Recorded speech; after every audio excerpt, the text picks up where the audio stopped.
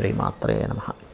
ప్రేక్షకులకి ఆ లలితాంబిక అమ్మవారి యొక్క అనుగ్రహం పరిపూర్ణంగా కలగాలని మనస్ఫూర్తిగా కోరుకుంటూ మనం ఈరోజు మార్చి మాసంలో 12 లగ్నాల వారికి ఎటువంటి ఫలితాలు జరగనున్నాయి. సరే, లగ్నం తెలియదు, రాశి నుంచి చూసుకోండి, no problem. But first priority మాత్రం లగ్నానికే ఇవ్వండి. మరియు అదేవిధంగా ఏ విషయాల్లో జాగ్రత్తగా ఉండాలి, ఎటువంటి పరిహార మార్గాలు చేసుకోవాలి అనేటువంటి విషయాలు చెప్తుంది నేనైనప్పటికీ కూడా చెప్పేసిన సాక్షాత్ లలిత అమ్మవారిగా భావిస్తూ అసలు గ్రహస్థితి ఏ విధంగా ఉంది అని చెప్పి చూసుకున్నట్లయితే మనకి మేషం నుంచి చూసుకుంటే వృషభ రాశిలో గురువు ఉన్నాడు, వక్రగతి పోయి. అదేవిధంగా మిథునంలో వక్రత్యాగం అయిపోయినటువంటి కుజుడు, కన్యారాశిలో కేతువు, కుంభరాశిలో రవిశనుల యొక్క గ్రహస్థితి ఉంది. అదేవిధంగా మీనంలో 3 గ్రహాలు రాహువు, శుక్రుడు, బుధుడు కలిసి ఉన్నారు. దీని తర్వాత 15వ తేదీ నుంచి రవి కూడా వచ్చి 4 గ్రహాలు కలిసి ఉంటాయి. 15వ తేదీ నుంచి కంటిన్యూస్గా ఈ యొక్క గ్రహస్థితిని అనుసరించి ద్వాదశ లగ్నాలు, లగ్నం తెలియని రాశుల వారికి ఎలా ఉంటుంది అనేటువంటి విషయం ఇప్పుడు మనం తెలుసుకుందాం. కర్కాటక లగ్నము, కర్కాటక రాశి. కర్కాటకం వారికి కనుక చూసుకున్నట్లయితే మీకు లగ్నం నుంచి భాగ్యంలో అధిక గ్రహాలు, లాభంలో గురువు ఉన్నాడు, అదేవిధంగా 12లో కుజుడు, 3లో కేతువు, ఈ యొక్క స్థితి ఉంది. అది కాకుండా మీకు కాస్త అష్టమ శని కూడా నడుస్తుంది. అష్టమ శని వల్ల ఏమిటండి ఫలితము అంటే ఏం కంగారేం పడక్కర్లేదు. అక్కడ కొంచెం ఏంటంటే నిర్ణయాలు తీసుకునేటప్పుడు బికాజ్ ఆఫ్ పంచమ స్థానాన్ని చూస్తాడు, అష్టమంలో ఉండే శని 5th హౌస్ని చూస్తుంటాడు. కాబట్టి ఈ ఒక్క మంత్ ఎలాగో 2.5 సంవత్సరాల నుంచి అయిపోతే ఇంకొక నెల ఉంది మీకు. ఈ ఒక్క నెల మాత్రం కొంచెం ఏదైనా పూర్వీకుల ఆస్తులకు సంబంధించిన విషయంలో, లేదా సంతానానికి సంబంధించిన విషయంలో, ఫ్రెండ్స్, షేర్ మార్కెట్, కొత్త స్నేహాలు, ఇట్లాంటి విషయాల్లో కొన్ని నిర్ణయాలు తీసుకునేటప్పుడు కాస్త జాగ్రత్తగా నిర్ణయం తీసుకోండి. ప్రాపర్టీస్ మూలంగా ధనయోగం అనేటువంటిది మీకు ఈ యొక్క నెల 15వ తేదీ తర్వాత చూపిస్తుంది. కర్కాటకం వారికి teaching lines, banking sectors, financial రంగాల్లో ఉండేటువంటి వారికి 15 లోపల మంచి ధనయోగం చూపిస్తుంది. అంటే 15th లోపల మీకు రావాల్సిన ధనం రావడం ఇట్లాంటివి ఉన్నాయి బలంగా. అదేవిధంగా 3వ స్థానంలో మీకు కేతువు యొక్క సంచారం జరుగుతుంది. కాబట్టి మీరు ఎవరితోనైనా అగ్రిమెంట్స్ చేసేటప్పుడు కాస్త చూసుకుని అగ్రిమెంట్స్ చేయండి, అది ముఖ్యంగా గుర్తుపెట్టుకోండి. అలాగే మరొక విషయం ఏంటంటే ఇక్కడ గమనించుకున్నట్లయితే ఈ పంచమ స్థానము, పంచమాధిపతి అంటే సంతాన కారకుడు. కాబట్టి ఈ సంతానము, షేర్ మార్కెట్, స్నేహితులు, ప్రేమ వ్యవహారాలు, ఈ విషయంలో అష్టమశని తొలగిపోయే వరకు కొంత జాగ్రత్త వహిస్తూ ఉండాలి. అదేవిధంగా మీకు వివాహం కోసం చేసే ప్రయత్నాల్లో మీకు విదేశీ సంబంధాలు, అందులో ముఖ్యంగా 2వ వివాహం కోసం, మొదటి వివాహం ఏదైనా దురదృష్టవశాత్తు ఏదైనా ఇబ్బంది అయినట్లయితే కూడా 2వ వివాహం కోసం చేసే ప్రయత్నం తొందరగా సఫలీకృతం అవుతుంది ఇప్పుడు ఉండేటువంటి కండిషన్లో. అలాగే మరొక విషయం ఏంటంటే ఇది కూడా ఎట్లా అవుతుంది అంటే మీడియేటర్స్ ద్వారా, మీ సొంతంగా ప్రయత్నం చేయడమే కాకుండా మీడియేటర్స్ ద్వారా, లేకపోతే అక్క చెల్లెలు ఇట్లాంటి వాళ్ళు ఉంటారు వాళ్ళ ద్వారా, అంటే సిబ్లింగ్స్ ద్వారా, సిబ్లింగ్స్ సంబంధించిన వాళ్ళ మూలంగా ఇట్లాంటివి వస్తూ ఉంటాయి సంబంధాలు. అలాగే మీ కర్కాటకం వారికి ప్రధానంగా ఇప్పుడు వ్యాపారపరమైనటువంటి విషయాల్లో చాలా అనుకూలంగా ఉంది. దూర ప్రాంతాలకు వెళ్ళి ఉన్నత విద్యల కోసం చేసేటువంటి ప్రయత్నం కూడా చాలా అనుకూలమైనటువంటి స్థితిగతులు ఇస్తుంది. అయితే ఇక్కడ మీరు కాస్త కమ్యూనికేట్ చేసేటప్పుడు కొంత జాగ్రత్తగా ఉండండి. ఇందాక నేను చెప్పినట్టుగా ఆ యొక్క విషయాల్లో పర్టికులర్గా షేర్ మార్కెట్, ఫ్రెండ్స్, ప్రేమ వ్యవహారాలు, తీసుకునే నిర్ణయాలు, చిల్డ్రన్ సంబంధించిన విషయంలోని కొంత జాగ్రత్తగా ఉండండి. ఇక మీరు చేయవలసినటువంటి దేవతారాధన ఓం స్కందాయ నమః అనే నామస్మరణ చేయండి.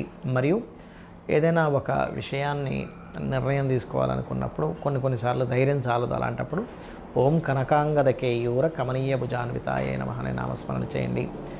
కేతు, కుజ, శని, రాహు గ్రహాల దగ్గర దీపారాధన చేయండి. అన్ని విధాలా మీకు బాగుంటుంది.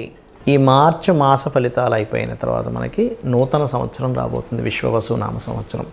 ఇప్పటి నుంచే చెప్తున్నాను, అసలు విశ్వవసు నామ సంవత్సరంలో అయినా మీరు కంప్లీట్గా సక్సెస్ అవ్వాలంటే ఎటువంటి జాగ్రత్తలు తీసుకుంటే ఎవరైనా సరే, అంటే ఏ లగ్నంలో పుట్టినా, ఎటువంటి నక్షత్రంలో పుట్టినా, ఎటువంటి గ్రహస్థితులు ఎలా ఉన్నా సరే, ఇప్పుడు నేను చెప్పబోయేది మీకు ఫైనాన్షియల్గా, పేరు ప్రఖ్యాతుల పరంగా మీరు అనుకున్నటువంటి సంకల్పం ఏదైనా, మీ డిజైర్ ఏదన్నా సరే నెరవేరడానికి ఇప్పుడు నేను మీకు ఒక ఆస్ట్రాలజీలో ఉండేటువంటి ఒక సీక్రెట్ చెప్తున్నాను.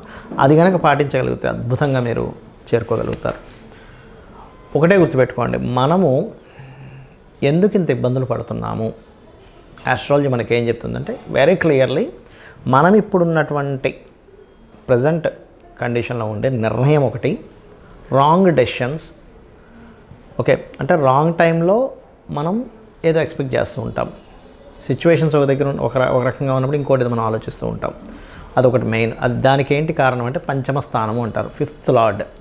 అదేవిధంగా రెండవది ఏంటంటే పూర్వజన్మల్లో మనం చేసిన కర్మ మనల్ని వెంటాడుతూ ఉంటుంది. ఇక్కడ చాలామందికి సందేహం ఏంటంటే మరి పూర్వజన్మ కర్మలో అలా ఉన్నప్పుడు అది ఇంకా మారదా, మరి అలా ఉన్నప్పుడు అలాగే నడిచిపోవాలి కదా అనుకుంటూ ఉంటారు. కానీ ఇక్కడ భగవంతుడు మనకి 2 ఇచ్చాడు విషయాలు. ఏమిటంటే ఒకటి, మనం పూర్వజన్మలో చేసినటువంటి కర్మ వల్ల మన జాతకం నడవడము, రెండవది మన ప్రయత్నం వల్ల కూడా కొంత ఆ స్కోప్ అనేటువంటిది, ఆ ఛాన్స్ అనేటువంటిది మనకి ఇచ్చాడు. దాన్ని ఫ్రీ వీల్ అంటారు. అంటే మనం ప్రయత్నం చేయడం వల్ల వచ్చే సక్సెస్. ప్రయత్న స్థానం అనేటువంటిది 3వ స్థానము, సక్సెస్ అనేటువంటిది 11th హౌస్. ఎవరైనా సరే నిత్యము గనక ఉదయము సాయంత్రము లలిత విష్ణు సహస్రనామాలు ఎవరైతే చేస్తారో వాళ్ళ ప్రయత్నం 100% సక్సెస్ అవుతుంది. అలా కాదండి నేను అంత నాకు సహస్రనామాలు నోటికి తిరగవు, ఇంకేదైనా సింపుల్గా చేసుకునేది ఉందా అంటే సింపుల్గా ఏం లేదు. ఓం నమో నారాయణాయ, ఓం శ్రీమాత్రే నమః, ఈ 2 చాంటింగ్ చేస్తూ ఉండండి. నాకు పూజ గదిలో అంతసేపు నేను స్పెండ్ చేయలేను, నా స్థితి వేరే ఉంది, విదేశాల్లో ఉంటాను, చాలా టైం దొరకడం కష్టం అనుకుంటే మనసులో మననం చేయండి కనీసం. ఓం నమో నారాయణాయ, ఓం శ్రీమాత్రే నమః. ఇంకా వీలుంది నాకు అంటే ఓం నమః శివాయ కూడా చేసుకుంటే అద్భుతమైన ఫలితాలు వస్తాయి దీనివల్ల. ఒకటి. ఇక రెండవది ఏంటంటే ఇక నేను చెప్పేది ఒకటే, కొత్త సంవత్సరంలోకి నెక్స్ట్ ఈ మార్చ్ ఫలితాల తర్వాత నెక్స్ట్ మార్చ్ ఎండింగ్ నుంచి మనకి ఎట్లాగో విశ్వవసునామ సంవత్సరం వస్తుంది. అడుగుపెట్టేటప్పుడు కొన్ని విషయాలు మైండ్లో బాగా పెట్టుకోండి. ఏలినాటి శని ఉంది, అర్ధాష్టమి శని ఉంది, అష్టమి శని ఉంది, అమ్మో నా లైఫ్ ఏదో అయిపోతుందేమో అనేటువంటి భయాల నుంచి ఫస్ట్ బయటికి రండి. శని అంటే ఏమిటంటే కర్మకారకుడు. మనం ఎటువంటి కర్మలు చేసామో ఆ కర్మలను ఇచ్చేవాడు. ఎంతసేపు బ్యాడే ఇవ్వాలని రూల్ లేదు, గుర్తుపెట్టుకొని. మనకి ఒక అద్భుతంగా ధనం సంపాదిస్తున్న శనే కారకుడు దానికి. Because of natural 10th and 11th lord ఆయన. 10th అంటే కర్మ, 11th అంటే లాభాలు. అంటే ఇచ్చేది కూడా ఆయనే, గుర్తుపెట్టుకోవాలి ఫస్ట్. ఇక్కడ ఎంతసేపు ఏంటంటే శని అనేటువంటి పాయింట్ని మనం ఎంతసేపు నెగిటివ్ కోణంలోనే చూస్తూ ఉంటాం. ఎలా అంటే ఒక తండ్రి ఉన్నాడు, తండ్రిని పూర్తిగా అర్థమైన వ్యక్తి తండ్రి కోపాన్ని అర్థం చేసుకుంటాడు, తండ్రి బాధ్యతని అర్థం చేసుకుంటాడు. కానీ తండ్రి అర్థం కానివాడు తండ్రి కోపాన్ని మాత్రమే చూస్తాడు. తండ్రి ఎప్పుడు ఇలాగే హింసిస్తుంటాడు, తల్లి ఎప్పుడు ఏదో ఒకటి నువ్వు చదువురా అంటూ ఉంటుంది, ప్రతిదానికి అడ్డం పడుతుంది. ఇది మాత్రమే చూస్తాం. కానీ తల్లి అంత బాధ్యతగా ఉదయాన్ని నిద్రలేచి మనకి ఫుడ్ అనేటువంటిది చూసుకుంటుంది, లేనట్లయితే మన అవసరాలు చూసుకుంటుంది, మనం ఎప్పుడేంటనేది అన్ని జాగ్రత్తగా రక్షించుకుంటుంది. తండ్రి కూడా మన కోసం పనిచేస్తున్నాడు అనేది మనం మర్చిపోతాం. ఎంతసేపు ఆయన కోపడుతున్నాడు, నేను ఖాళీగా కనిపిస్తే ఏదో ఒకటి అంటున్నాడు అనేది చూస్తాం. అలాగే శని విషయంలో కూడా ఇదే రాంగ్ జరుగుతుంది అందరికీ కూడా. ఏంటంటే శని అనగా నమ్మో వెళ్ళినాడు శని, ఏం చేయాలి గజగజ ఉనికిపోవడం. ఇది కాదు. శని అనేటువంటిది కర్మకారక ప్లానెట్. నువ్వే కర్మ చేశావు. ప్రతి జీవుడికి పూర్వజన్మలో చేసినటువంటి కర్మ వల్లే ఈ జీవితం వస్తుంది. ఇక్కడ మ్యాటర్ ఏంటంటే అందరూ బాధపడడానికి కారణం మనం పాస్ట్ లైఫ్లో ఏం చేసాం, ఇక్కడ అసలు ఈ జన్మ ఎందుకు పుట్టామనే విషయం తెలియకపోవడమే మనం బాధపడుతూ ఉంటాం. నువ్వు ఒక డాక్టర్ అవ్వాలనుంది, నువ్వు కొంతమందికి డాక్టర్గా నువ్వు సేవ చేయాలనుంది, అప్పుడు నువ్వు డాక్టరే సేవ చేస్తుంటావు.